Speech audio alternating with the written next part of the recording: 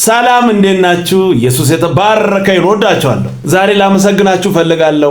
50 ሺህ ገብተናል። ክብር ሁሉ ለኢየሱስ ይሁን። ሁሌም በኮሜንት ሴክሽን ላይ ገብታችሁ የምትጽፉ ሰዎች፣ የምትከታተሉ ሰዎች ወዳችኋለሁ። ተባረኩ። እግዚአብሔር ይባርካችሁ። ምንም ማድረግ አይቻልም። ኢየሱስ ብቻው ያድናል።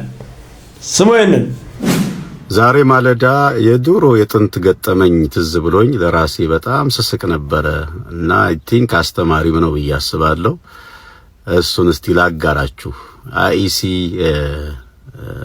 ወይም ኢንተርናሽናል ኢቫንጀሊካል ቸርች ኢቫንጀሊካል ቴዎሎጂካል ኮሌጅ የሚባል ሳር ቤት አካባቢ የሚገኝ እዛ እንኖር እንደነበረ በተለያዩ ምስክርነቶች ሰምታችኋል።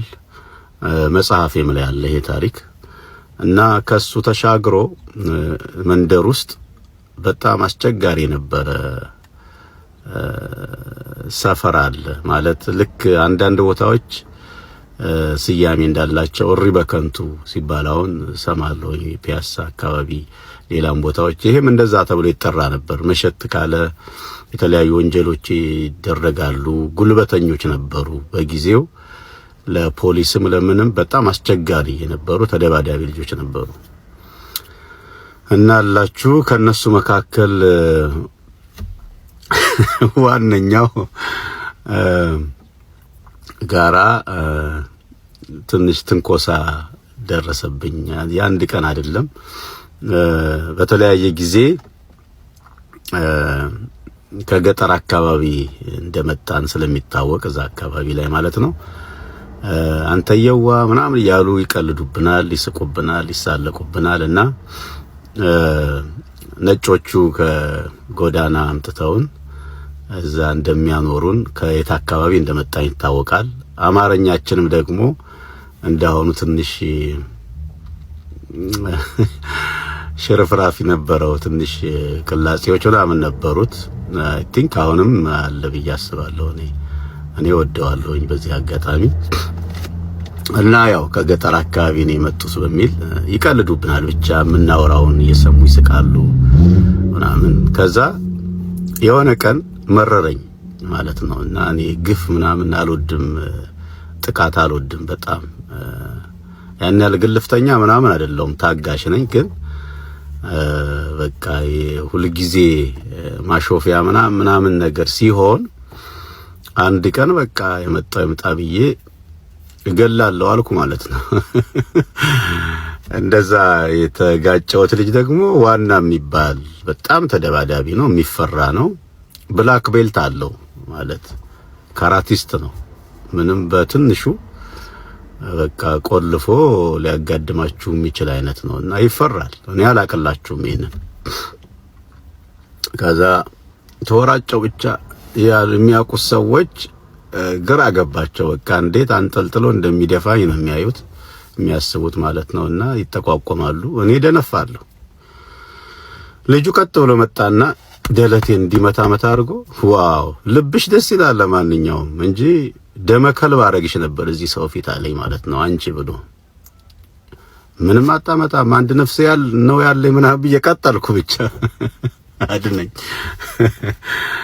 እና ከዛ በኋላ ግን ልጁ አይ ቲንክ ወይ ድፍረቴን ደስ አለው ምናምን አዘነልኝ። ትንሽ ልጅ ነኝ እና አደጋ ሳይደርስብኝ አለፍኩኝ። ምን ልላችሁ ነው፣ አለማወቅ ጥሩ ነው ይላሉ አንዳንድ አባባሎች አሉ አይደለ?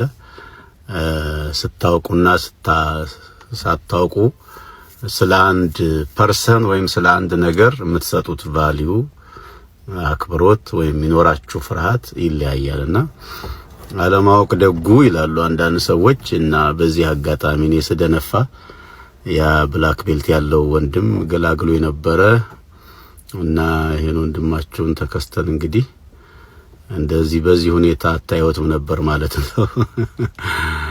እና ምን ትዝ ይለኛል መሰላችሁ፣ እኔ ኳስ ጨዋታ ስለምወድ አንዳንድ ጊዜ ፕሪሚየር ሊግ ላይ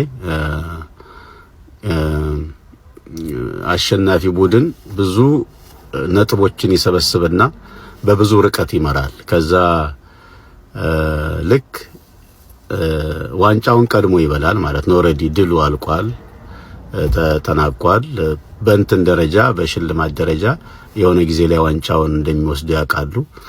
ግን ጨዋታውን ለማሟላት የግድ ኮታው መሙላት ስላለበት የተዘረዘረው የጨዋታ መርሃ ግብር ለማካተት ይጫወታሉ እና ሲጫወቱ ተመሳሳይ ከዚህ ቀደም ይጫወቱ የነበረውን ጨዋታ ነው የሚጫወቱት። የሚያውቁት ክለብ ነው።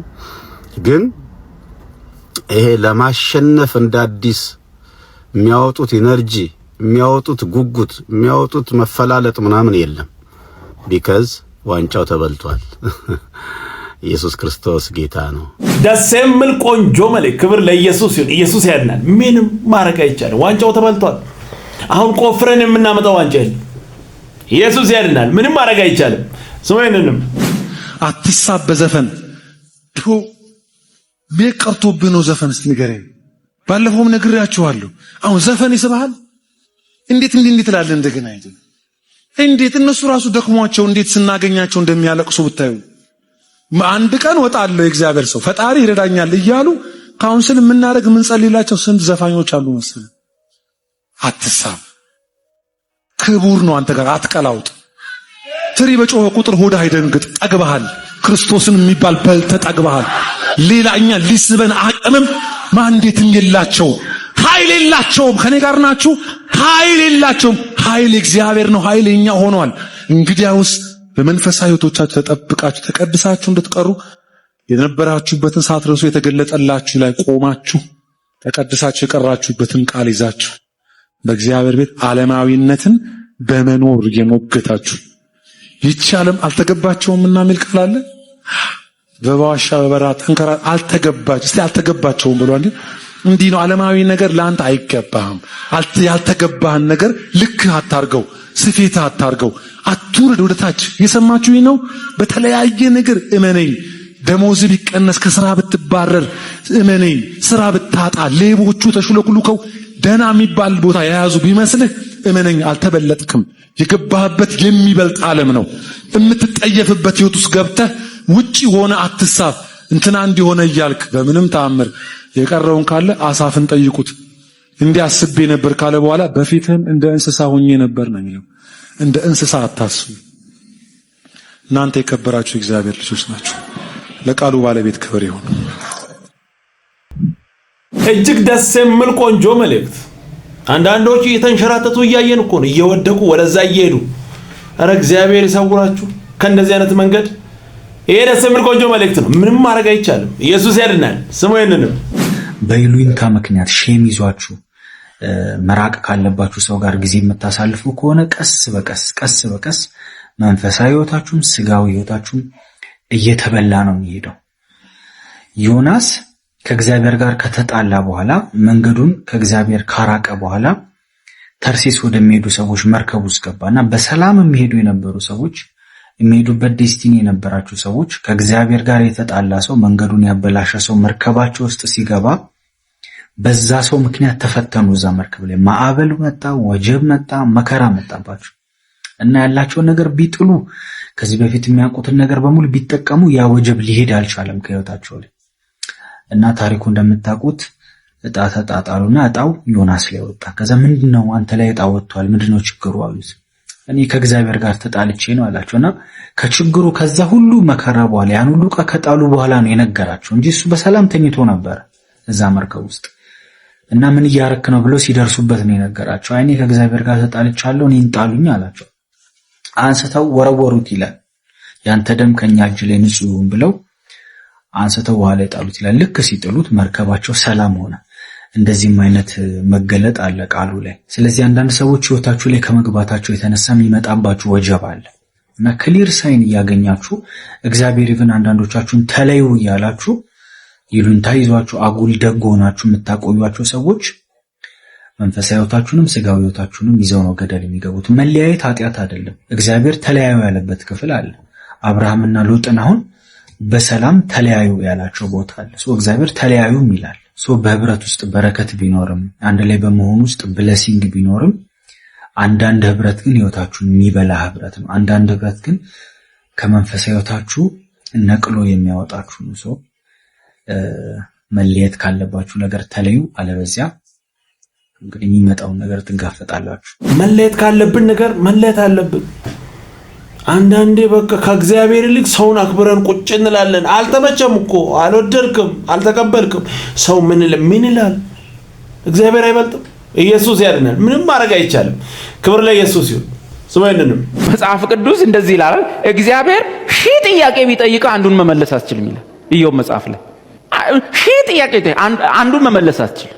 እግዚአብሔር ግን አንድ ጥያቄ ብትጠይቀው ሺህ መልሳለሁ። እሱ ሺህ ጠይቆ ምን ነበር ያልከኝ? እኔንም አታውቅም? ኧረ አላውቅም። ኢዮብ አውቃለሁ ሲል ኢዮብ ራሱን ከእግዚአብሔር ይልቅ ጻድቅ ሲያደርግ እግዚአብሔር መጣና ኢዮብ አቤት አዋቂው ኢዮብ ኦኬ ልጠይቅ ተነሳ፣ እንደ ወንድ እስቲ ታጠቅ፣ እንደዚህ እንደ ዝርክርክ ብላ አትቀመጥ፣ እንደ ወንድ ታጠቅ።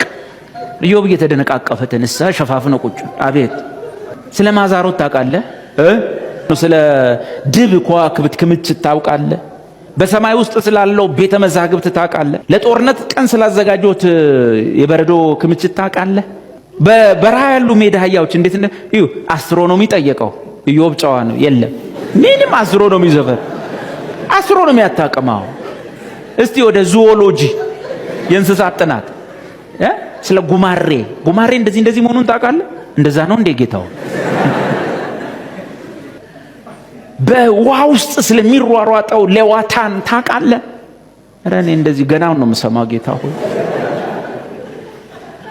ጠየቀው። ስለ ሜዳ አህያ ስለ ምናምን ሰምቶት የማያውቀውን አሁን ራሱ ሳይንስ ያልመለሳቸውን ሳይንስ ገና ሊደርስባቸው ሞክራቸውን ጠየቀ። ሰውየው ኧረ ምንም አላውቅም። እሺ አሁን ጠይቀኝ አለው እግዚአብሔር። ምንም መልስ የለም። አሁን ይሄ ሁሉ የለም። ይሄን ሁሉ አታውቅም። አሁን በዙሪያ ያለውን እንኳን አታውቅም። ምንም እኔ ገና እየሰማሁ ነው ካንተ። እሺ ጠይቀኝ አለው። ምን ጠይቀሃለሁ? እጄን ባፌ ጭናለሁ። እስካሁን ምንም ሳላቅ ተናግሬያለሁ። ከዚህ በኋላ ግን አልናገርም። ሰው እግዚአብሔር ፊት ሲቆም እንዲህ ነው የሚሆን። እግዚአብሔር ሳይመጣ በፊት እኮ ኢዮብ 3ቱ ላይ ኤልፋዝ፣ በልዳዶስ፣ ሶፋር ላይ ምንም አታውቁም እናንተ። እግዚአብሔር ሰው ሆኖ አይደል? እግዚአብሔር ሰው ሆኖ ፍርድ ቤት ቢገባ እኔ ተሟግቼ ረተዋለሁ። ሃሌሉያ ምናምን። እዛ መጽሐፍ ምን ይላል? ኢዮብም ከእግዚአብሔር ይልቅ ራሱን ጻድቅ አድርጎ ነበር። እግዚአብሔር ምንም አላለውም። ኦኬ ይሄን አለ ዕውቀት የሚነገርን ነገር የሚያጠፋ ማን ነው? ከላይ ጀመረ ታች ገባ፣ ዙሪያውን ጎረቤቱን ሁሉ ቢጠይቀው ኢዮብ የለም። ከዛ አላምናል አንድ ጊዜ ተናግሬያለሁ፣ ከዚህ በኋላ ደግሜ አልናገርም። አንተ አንድ ስትጠይቀው ሺህ መልስ ያለው እግዚአብሔር ሺህ ጠይቆ አንድ አትመልስ። ክብር ለትልቁ እግዚአብሔር ይሁን። አሜን። ይሄ ደስ የሚል ቆንጆ መልእክት ነው። እግዚአብሔር አንድ ጠይቆ ከየት መጥቶ እኛ አንድ ብንጠይቅ በብዙ ሺህ መንገድ ይመልሳል። ደስ የሚል ቆንጆ መልእክት። ክብር ሁሉ ለእግዚአብሔር ይሁን። ኢየሱስ ብቻውን ያድናል። ምንም ማድረግ አይቻልም። ስሙ ይሄንን ምን ሱስ አለብህ? ስለ ኢየሱስ ማውራት ሱሴ ነው። ባይተው በጣም ትልቁ ሱሴ እሱ ነው። ላገኘኋቸው ልጆች ሁሉ ላገኘሁት ሰው ሁሉ የክርስቶስ የኢየሱስን አዳኝነት ማውራት በጣም ትልቁ ሱሴ እሱ ነው። በፊትም እዚህ ከተማ እያለሁኝ ታክሲ ሰልፎች ላይ በጣም እታወቃለሁ ብዬ አስባለሁ። በፊት ሰብክ ነበር? አዎ ከ7 ዓመት በፊት ወደ ፋርም ከመሄዴ በፊት አዲስ አበባ ስራዬ እሱ ነው። በቃ ስራዬ ጎዳና ላይ ወንጌል መስበክ። ሰው በተራ ነገር በትርክ ምርኪው እንኳን ሱስ ውስጥ ይገባል እኮ። አረ ኢየሱስ ያድናል። ይሄ ስም ዘላለም ዓለማችንን ተለጥፎ ውስጣችን ላይ ገብቶ ሰላም ሰጥቶ ይኖር። አረ ይሄንን ስም ወደነዋል። ኢየሱስ ያድናል። ምንም ማድረግ አይቻልም። ስሙንን ጠላቶችህን አትጥላቸው፣ እግዚአብሔር ይጠቀምባቸዋል። አየህ ሙሴ የከፈለውን ባህር እንዲሻገሩ ያፈጠናቸው የጠላቶቻቸው የነፈርዖን መገኘት ነው። ጠላቶች ያፈጥኑሃል፣ ወደ ዓላማ ያሻግሩሃል። አለዚያማ የቆመ ባህር እያዩ በደረቅ መሬት ሲገረሙ እዛው በከረሙ። ደስ የሚል ቆንጆ መልእክት። ኢየሱስ ያድናል። ምንም ማድረግ አይቻልም። ክብር ለኢየሱስ ይሁን።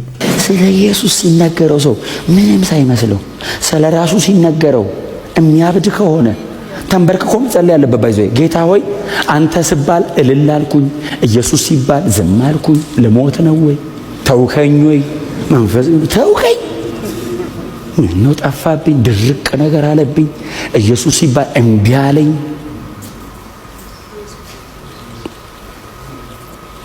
ቁርጧል እንገራችሁ ያለ ኢየሱስ እግዚአብሔር አያቀንም።